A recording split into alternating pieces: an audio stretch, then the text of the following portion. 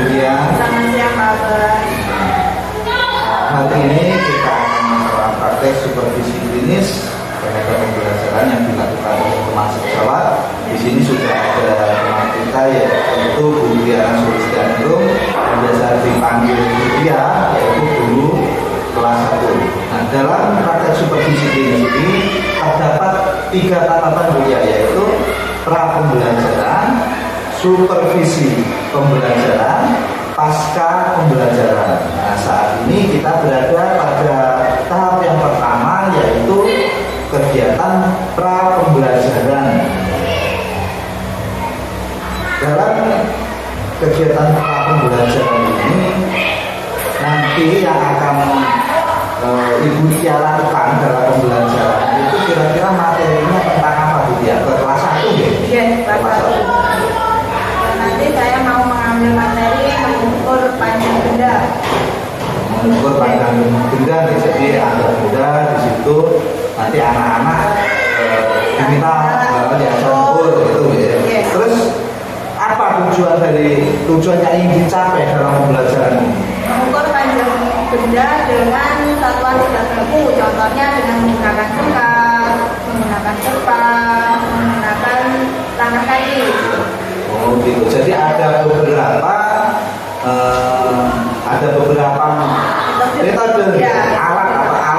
Yang pertama bisa menggunakan jengkal.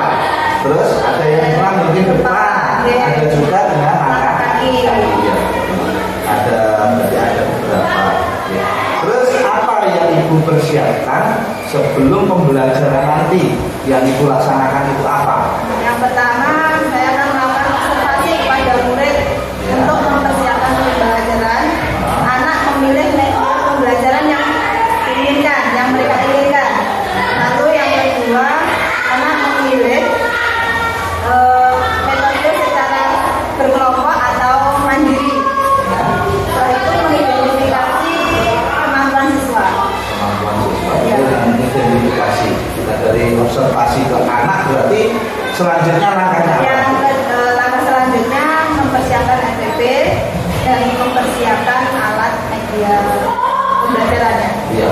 Berarti untuk RPP-nya yang pasti sesuai dengan hasil observasi siswa. Iya. Ya, bagus sekali. Lalu kalau di sini Ibu sudah mempersiapkan media, sudah melakukan observasi, sudah siap RPP-nya. Nah, di RPP ini mungkin Ibu menerapkan pembelajaran apa yang ada model-modelnya, pembelajaran seperti apa yang akan Ibu terapkan? Oh iya, yang akan saya terapkan di pembelajaran ini yang pertama budaya positif, Ya. yang kedua pembelajaran berdiferensiasi, dan yang ketiga pembelajaran KSE atau kompetensi sosial emosional. Ya, jadi ada 3 yang pertama budaya positif, yang kedua diferensiasi, terus yang ketiga KSE, kompetensi sosial emosional. Nah, di sini saya ingin tahu tuh contohnya yang budaya positif, karena budaya positif ini kan banyak sekali diterapkan. Jadi ada banyak sekali budaya positif. Ini contohnya yang bisa diterapkan di kelas 1 itu seperti apa? Oh iya, contohnya sebelum masuk ke kelas itu anak-anak berkumpul di luar kelas. Setelah itu mereka berjabat tangan, lalu berdoa sebelum dan sesudah pembelajaran, sambil menyanyikan lagu nasional.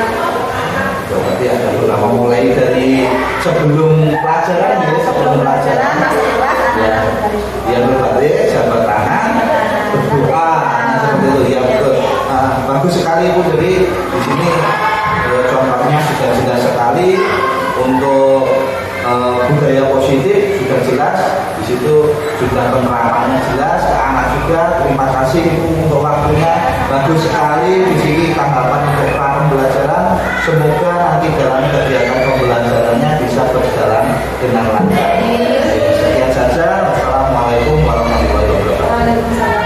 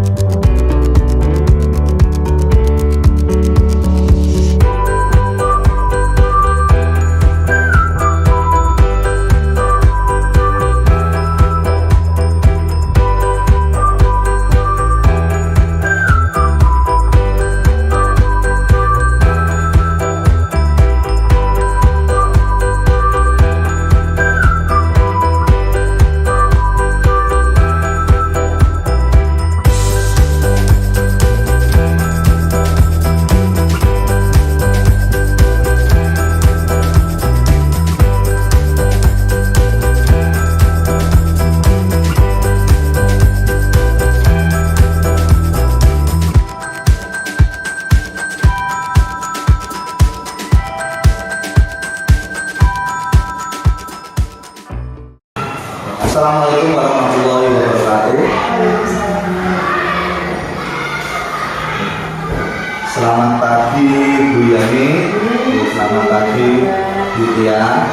Terima kasih Bu Yani telah mendampingi saya di sini, yaitu dalam kegiatan pasca observasi, di mana yang kemarin kita sudah melakukan 2 kegiatan. Yang pertama yaitu pra observasi, supervisi kelas sudah kita lakukan, yaitu mulai dari untuk pra observasi itu kita kegiatan hari Seninnya, terus untuk supervisi kelasnya itu kita lakukan di hari Rabu.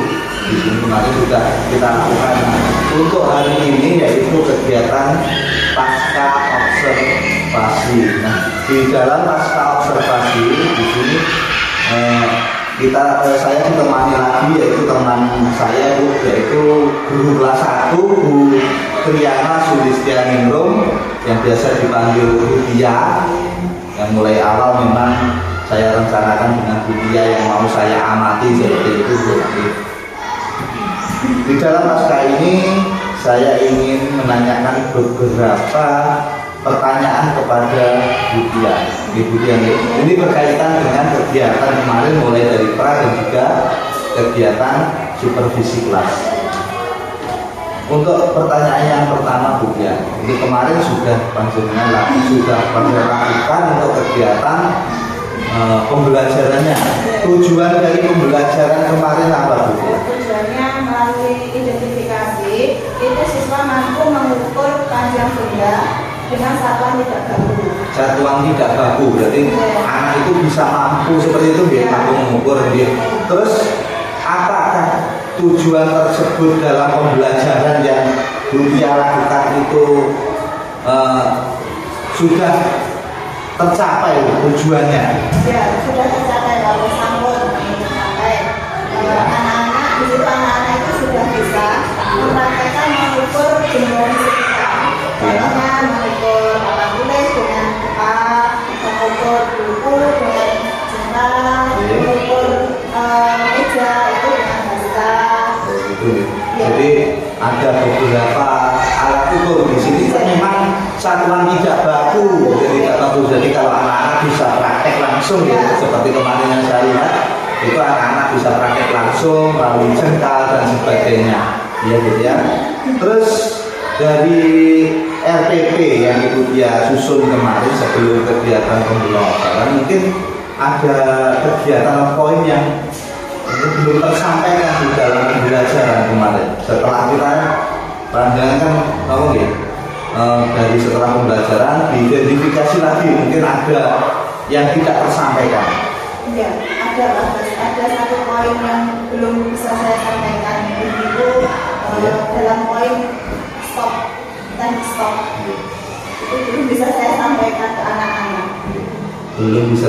Itu masalahnya apa Bu ya? Kenapa kok tidak bisa tersampaikan ke anak? Karena anak-anak kelas 1 itu kan masih belum bisa fokus, masih anak-anak dan sering masih senang main sendiri, jadi belum bisa fokus anak-anak. Iya, masih wakil ya, anaknya sulit dikondisikan. Memang seperti itu Bu, anak-anak kelas 1 sini sulit dikondisikan, memang seperti itu. Ya Ibu ya, itu untuk poinnya. Sedangkan di dalam prosesnya kemarin, proses pembelajaran, mungkin adakah kendalanya Bu ya dalam pembelajaran itu? Ya, di kelas 1 itu masih ada 2 murid yang belum bisa melakukan pembelajaran dengan kelompoknya. Ya itu masih sering main sendiri, belum bisa fokus dengan pembelajaran. Terlalu aktif anaknya, ya aktif tapi bukan aktifnya di pembelajaran, tapi dalam bermainnya, lebih aktif bermainnya, ya seperti itu. Jadi anaknya ternyata aktifnya belum aktif di satu kelompok, tapi aktif sendiri di bermain dengan urusannya sendiri, ya sendiri seperti itu. Terus mungkin Bu Tia di sini kan termasuk penggalang. Bu Tia dari hasil pembelajaran kemarin itu bisa punya solusi, ada solusi kenapa anak tersebut seperti itu mungkin punya solusinya nanti di pembelajaran berikutnya supaya tidak terulang lagi, supaya anak ini bisa lebih aktif dalam kelompok, mungkin punya solusi. Mungkin nanti saya akan melakukan pendampingan yang intensif kepada anak tersebut karena memang mungkin mereka kemampuannya masih beda dengan anak-anak murid-murid yang lain. Jadi didampingi khusus Ya, ya, didampingi ada khusus. pendampingan lebih ke Di anak-anak, tersebut. di anak-anak yang tadi juga tadi ya. Itu bagus sekali. Jadi memang kalau anak itu berkemampuan lebih, memang harus mendapatkan pendampingan yang lebih juga, ya. Jadi ya kalau yang sudah pintar punya kemampuan lebih bisa jalan, tapi yang kemampuan rendah pastinya kita dampingi dan seperti itu. Itu untuk solusi. Nah, dari kegiatan pembelajaran dan evaluasi kira-kira apa yang akan dia kembangkan dalam pembelajaran selanjutnya.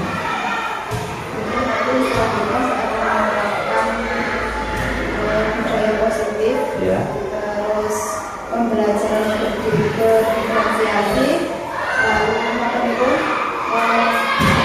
KSE. sosial emosionalnya ya. dalam setiap pembelajaran, dan saya akan mengembangkan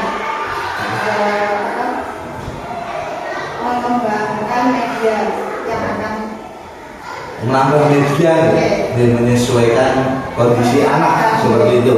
Kalau kemarin medianya masih karena seadanya mungkin seperti itu, tapi itu malah real, benda nyata yang diukur anak. Tapi tidak apa-apa, nanti mungkin ditambah lagi medianya, mungkin anak itu bisa ada yang senang dengan video dan sebagainya seperti itu. Sebetulnya kira yang real itu ke anak lebih bagus daripada media lain.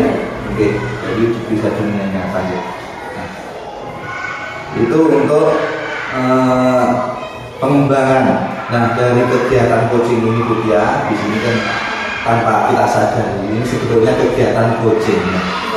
Dari coaching ini mungkin dari Bu Tia bisa menyimpulkan apa yang bisa diambil dari kegiatan ini. Kesimpulannya nanti saya yang pertama itu akan menerapkan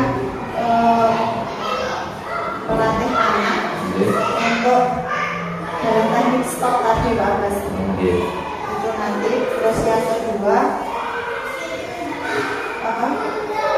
saya akan melakukan pendampingan yang lebih kepada anak-anak yang kurang tadi, kurang fokus, terus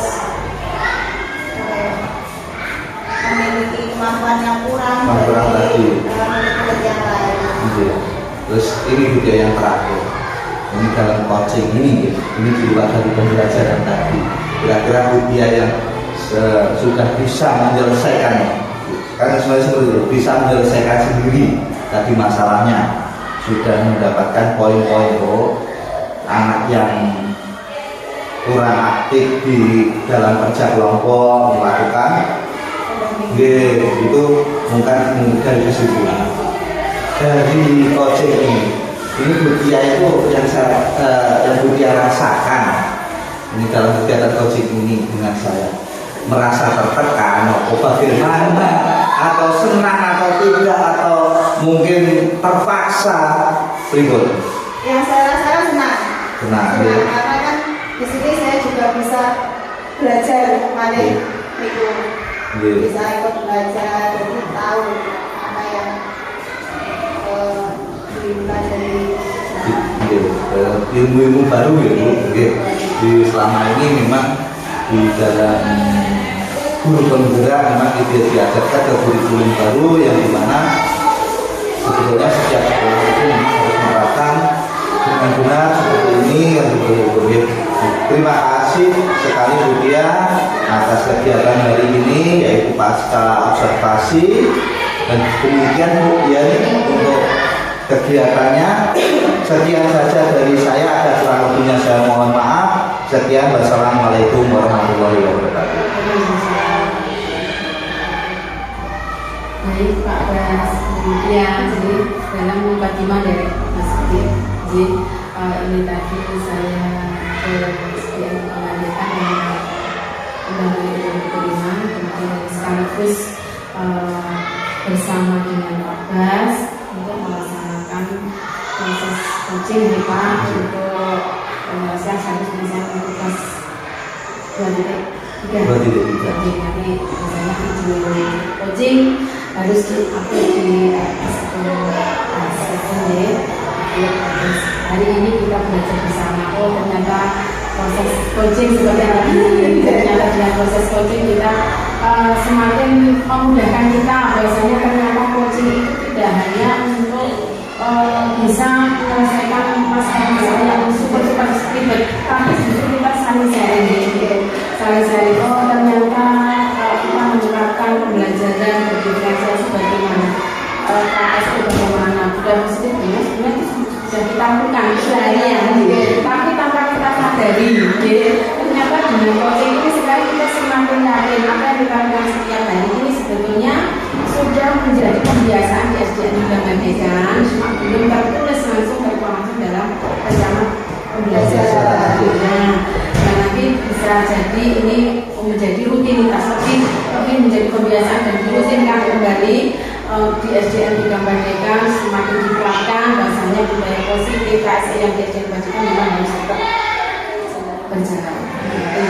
Nah ini tadi karena proses coachingnya sudah selesai dan di sini kami sebagai pengajar yang dari Pak Bas ditugaskan untuk memberikan umpan balik. Sebetulnya kalau menilai atau memberikan masukan atau apa itu belum pas karena di sini kita sama-sama belajar. Jadi ini tadi berdasarkan apa ya prinsip coaching. Ini kan ada beberapa prinsip coaching gitu ya. Biasanya ada 3 prinsip coaching, ada prinsip kemitraan, ada prinsip sosial, ada prinsip memaksimalkan potensi. Nah beberapa prinsip itu masih dibagi beberapa kriteria nih. Beberapa kriteria dari kriteria yang diterapkan Pak Bas dalam proses coaching tadi terhadap Bu Tia ini tadi alhamdulillah sudah memenuhi dari prinsip coaching dari mulai kemitraan, kreatif maupun memaksimalkan potensi. Dari kemitraan misalkan tadi Bu Tia sudah menyampaikan tujuan pembelajaran, tujuan atau yang Bu Tia menyampaikan tujuan pada saat proses observasi belajar di kelas. Berikutnya Pak Bas tadi kita amati tidak seperti menggurui Tia, bahasanya Pak Bas menyampaikan dari menjelaskan seperti ini kita nanti seperti ini dan seperti ini. Nah tidak merasa Pak Bas itu paling pandai paling tahu. Nah itu kemudian untuk proses kreatifnya di sini Pak Bas terjadi percakapan 2 arah antara coach dengan coaching ya. Tadi apa yang Bu Tia rasakan, apa yang Bu Tia temukan pada saat proses observasi pembelajaran di kelas sama anak-anak, khususnya di sini Bu Tia objeknya adalah kelas 10 atau kelas 1. Jadi saya di kelas 10 saya terbiasa kelas 1 jadi kelas 1 itu justru masih masa peralihan dari TK itu kan ya betul-betul penuh harus penuh kesabaran, ketelatenan, harus ada trik yang mengenai jadi tadi terjadi percakapan 2 arah yang mengirim Bu Tia menyampaikan keluh kesah. Kemudian Pak Bas dengan telaten mendengarkan memperhatikan keluh kesah dari Bu Tia, kemudian beliau menggali kira-kira kalau seperti itu bagaimana triknya Bu Tia kan ada ya tadi seperti itu ya Pak Bas. Nah ini tadi untuk proses kreatif. Kemudian untuk memaksimalkan potensi di sini adalah bahwasanya Bu Tia dari apa yang menjelaskan permasalahan apa yang dari Bu Tia tadi, Bu Tia ternyata bisa menyampaikan tindak lanjutnya apa kira-kira nanti. Nanti bahwasanya tadi yang kelas 10 belum memaksimalkan tadi stop. Kemudian masih ada anak-anak yang bermain dengan dunianya sendiri. Kira-kira tindak lanjut saya apa nanti ya? Jadi tadi juga menyampaikan dari Pak Bas menggali apa kira-kira ternyata penjenengan sendiri yang menemukan, penjenengan sendiri juga akan menyelesaikan hasilnya. Kenapa dituntut seperti itu dalam teknik coaching?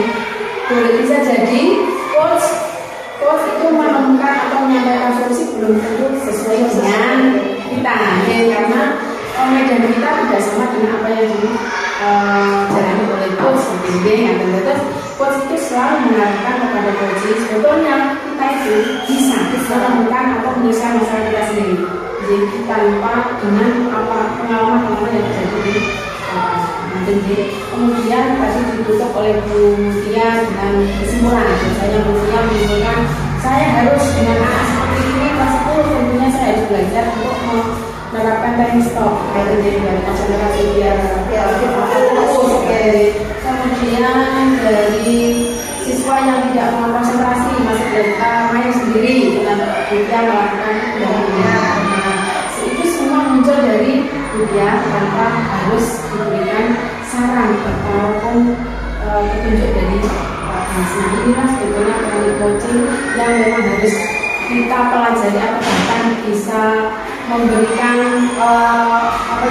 masukan untuk kita sebagai pendidik. Ternyata teknik coaching itu perlu juga diterapkan di dunia pendidikan kita. Jadi bisa masuk cepat, mungkin bisa peserta didik, kok mungkin saja kenapa coba kita jadi apa sebetulnya yang dirasakan, apa yang sudah ini tadi proses coaching hari ini untuk pasca observasi yang dilakukan sudah dilaksanakan dengan baik dan sesuai visi coaching. Terima kasih Pak Bas, kemudian kolaborasinya yang bagus dengan Pak Bas. Semoga hasilnya hari ini bisa membawa berkah barokah untuk SDN khususnya untuk siswa, kemajuan pembelajaran siswa jadi dan bisa menjadi rutinitas untuk SDN mereka. Jadi apapun itu kesulitannya kita tidak perlu merasa tegang terlebih dahulu, kita harus menerapkan prinsip-prinsip coaching. Baiklah, terima kasih atas kalian kemudian atas waktunya. Kurang bisa kalau kita berlama-lama, bisa kita gunakan untuk aktivitas yang lain. Tetap sehat, tetap semangat untuk tugas yang mulia, dilancarkan dalam bertugas dan untuk kemajuan pendidikan.